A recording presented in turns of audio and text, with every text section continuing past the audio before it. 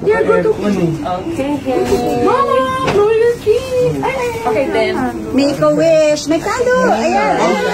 Ayan. Happy birthday to you. Make a wish. Sorry. And then, Kuya. Tita. Yay! Wait, one more candle. One more. One more here.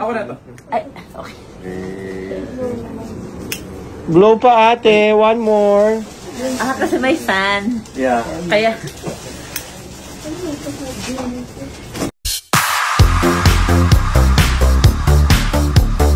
Ilang araw matapos ang kaniyang ika-54 na kaarawan nitong nakaraang Pebrero 14, Kris Aquino muling dinalaw ng kanyang matatalik na kaibigan na sila Kim Chiu, Miles Ocampo at Darla Soler kasama ang mga doktor na naging kaibigan na rin ng Queen of All Media. Sa social media, ibinahagi ni Kris ang ilang larawan at maikling video sa nagdaan niyang kaarawan. Kalakip nito ang pasasalamat sa mga kaibigan at pagbabahagi na rin ng kasalukuyan niyang kalagayan.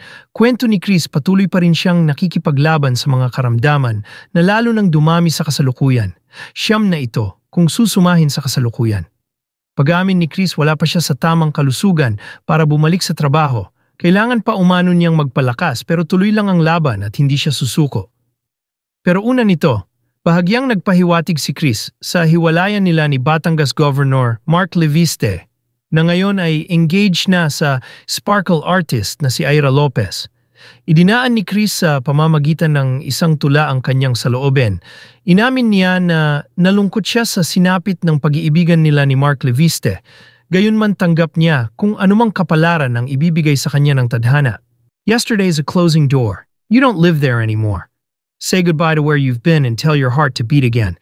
Let every heartbreak and every scar be a picture that reminds you who has carried you this far, 'cause love sees farther than you ever could. In this moment, heaven's working.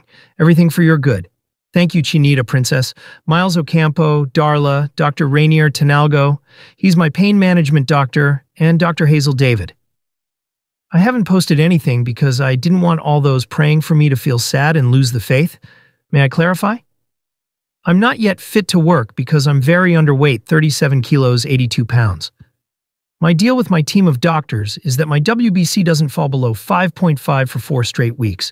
My hemoglobin improves to at least a 9.5. My anemia is both hereditary and nutritional. And my weight holds steady at 90 pounds, 40.8 kilos. Previously, I enumerated 1. Autoimmune thyroiditis.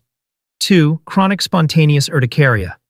3. EGPA, a rare, life-threatening form of vasculitis. 4. Systemic sclerosis.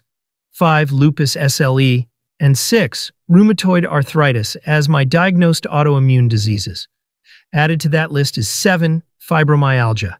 I have been exhibiting confirmatory symptoms for 8. Polymyositis as well as 9. Mixed connective tissue disease. Bim said, "Mama, you belong in X-Men because you're a mutant. Those closest to me now joke, may nadagdag na naman ba sa autoimmune collection mo?" My ready reply is, "Crybaby for now ang hinuhoard ko.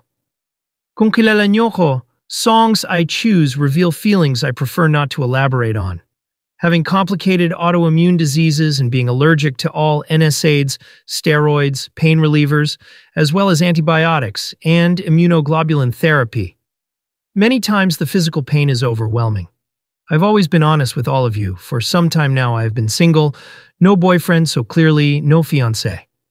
I never gave details while we were a couple, so it makes no sense to elaborate now. Thank you for your love and concern.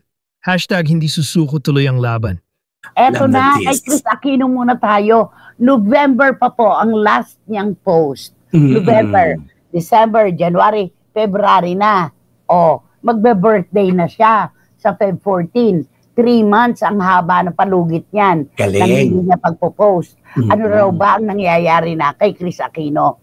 Natural po yung sinasabing pagbabalik telebisyon niya, yung hosting, kay daanin man po sa social media o kung anong app man yan, hindi po matutuloy dahil siyempre gusto naman ni Kris talaga maayos na maayos siya, yung magaling na siya, di ba? Correct. At saka ito na yung gusto niya, naka semi-private na yung buhay niya. Alam mo yun, naka semi-private.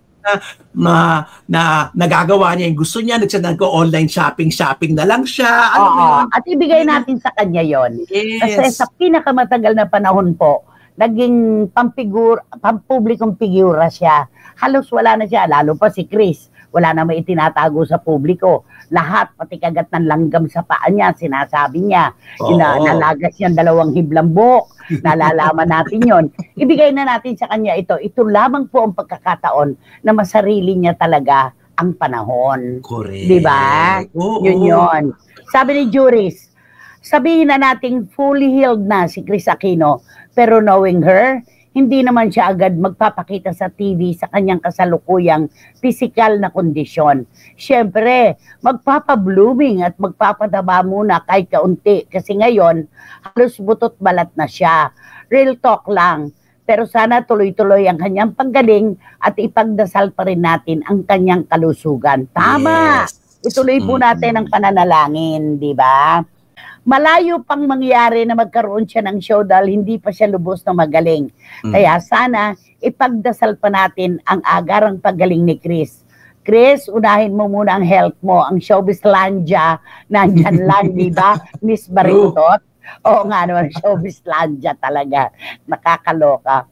Sa birthday po ni Chris Nay, sana nga po ay bigyan na siya ng lakas. Alang-alang sa mga anak niya. Palakas ka po, Miss Chris. Madaling bumalik lalo na sa iyo na may sure na babalikan. Tama ka mayang dyan.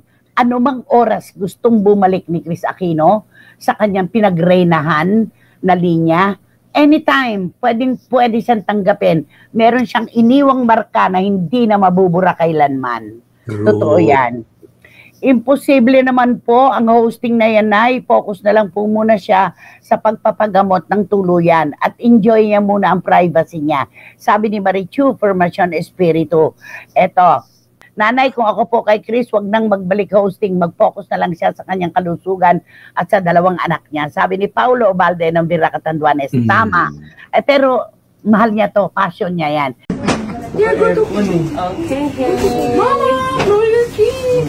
Okay, Dem. Make a wish. May candle. Ayan. Ayan. Happy birthday to you. Make a wish. Sorry. And then, Kuya. Wait, one more candle. One more. One more here. Ay, okay. Blow pa ate. One more. Kasi may fan. Yeah. Kaya,